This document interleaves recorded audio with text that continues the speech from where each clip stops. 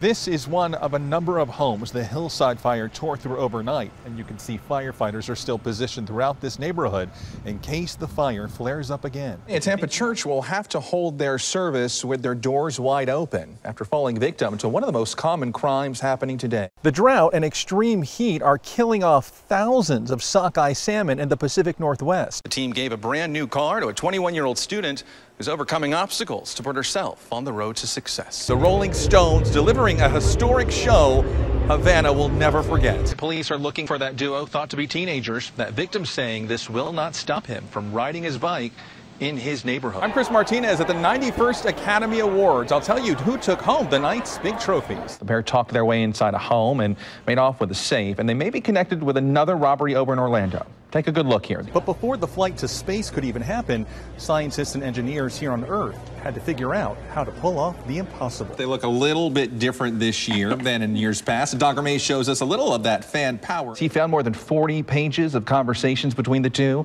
Parks even admitted to changing the student's grade as a favor. Officials believe the fires here in Sonoma County should be fully contained by Friday. Chris Martinez, CBS News, Santa Rosa, California.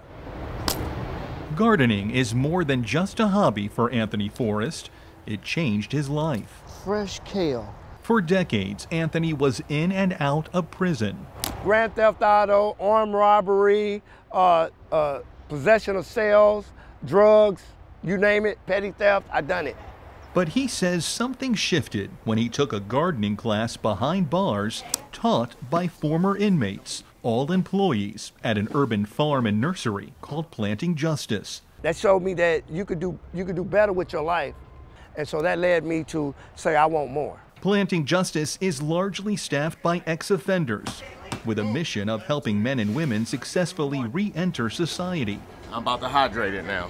According to the National Institute of Justice, nearly 70% of people released from prison in the U.S. are rearrested within 3 years. Pomegranates from the Middle East. Planting Justice co-founder Haleh Zandi wants to change that. Maybe 1 or 2 of our folks have gone back to prison. By giving newly released inmates health insurance, a paycheck, and a purpose, she says they're motivated to do better. They've served their time for their crime, and they deserve to have the same opportunities as anyone else. Anthony was so inspired by the Planting Justice class in prison, he became a full-time employee here after his release. Yes, I wanted to give back. He now regularly returns to prison as a teacher of that very gardening program, helping others plant the seeds for a better life. Chris Martinez, CBS News, Oakland, California.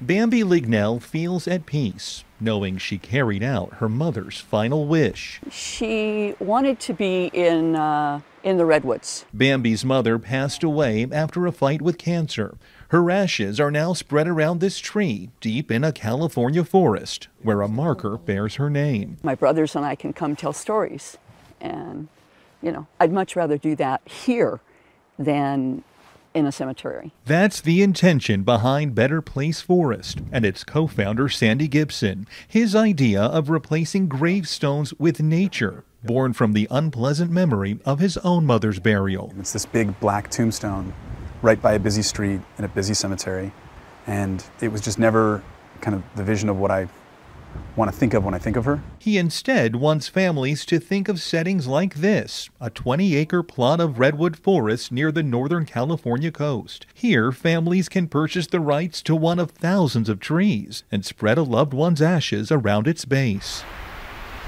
The trees range from about $3,000 to $32,000, depending on size and location. That money helps purchase the land. We then partner with land trusts and conservation groups to create conservation easements that permanently protect the forest from development. I like that a lot. For her mom's final resting place, Bambi chose this young tan oak, which still has a long life ahead. Oh, she'd love it. When this thing gets, 40 feet wide, that's Mama smiling. She plans to be with her again one day in this forest with a tree of her own. Chris Martinez, CBS News, Point Arena, California. There's a quiet intensity to the way Helen Ray puts colored pencil to paper. Nearly every day, with unbroken focus, the 80-year-old self-taught artist spends hours at this community arts center creating one piece after another. This is her language, this is her voice. Gallery owner Paige Wary fell in love with Helen's drawings at first sight and was shocked when she learned about the woman behind them. Helen was born deaf and with developmental disabilities that left her unable to speak. She didn't discover her love of art until she was in her early 50s and has since created hundreds of drawings, many reflecting her love of fashion. They're colorful, they're bright, they're beautiful pieces of art, and she deserved a show. So Paige gave Helen that show at her Los Angeles gallery. Look at the colors that she chooses. A solo exhibit at age 77.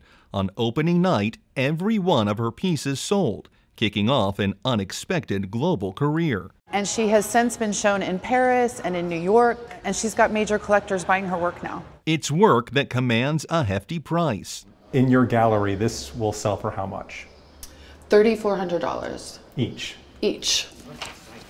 Helen's art speaking volumes in a way she never could. I really do think that those might be her in those pieces. She's putting herself into the fashion, to the haute couture world. This is her voice, and it's really powerful. Chris Martinez, CBS News, Los Angeles.